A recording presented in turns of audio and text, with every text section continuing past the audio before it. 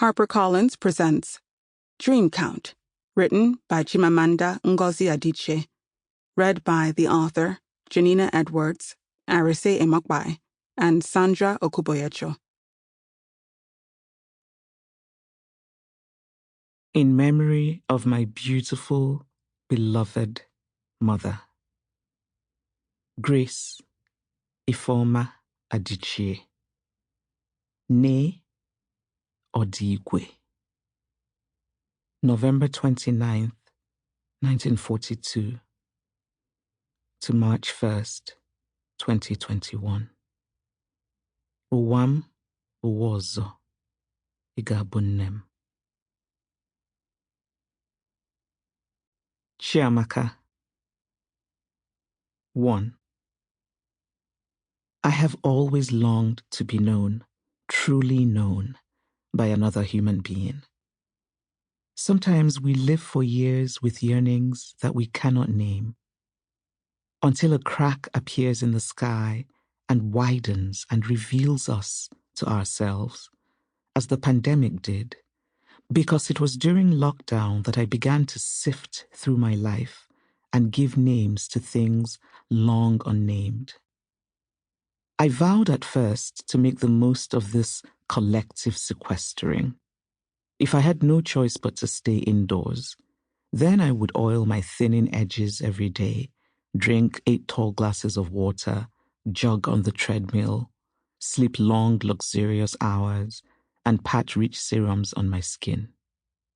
I would write new travel pieces from old unused notes, and if lockdown lasted long enough, I might finally have the heft I needed for a book.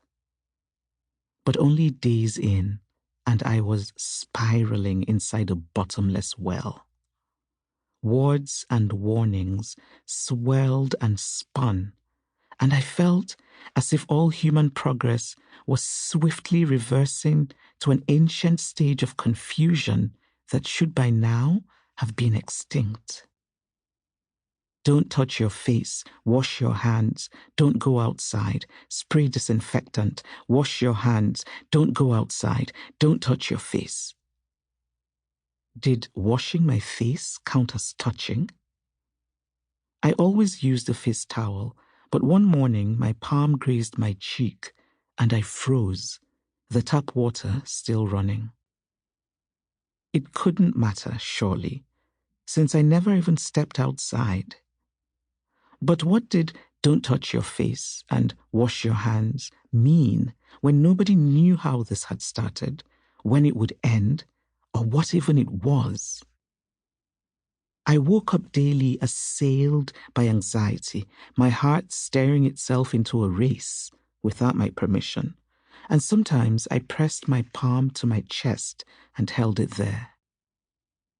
I was alone in my house in Maryland, in suburban silence, the eerie roads bordered by trees that themselves seemed stilled by the quiet. No cars drove past. I looked out and saw a herd of deer striding across the clearing of my front yard. About 10 deer, or maybe 15. Nothing like the lone deer I would see from time to time, chewing shyly in the grass. I felt frightened of them, their unusual boldness, as though my world was about to be overrun not just by deer, but by other lurking creatures I could not imagine.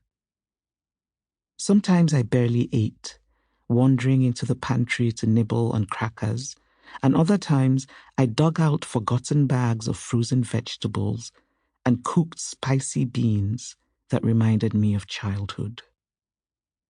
The formless days bled into one another, and I had the sensation of time turning inward.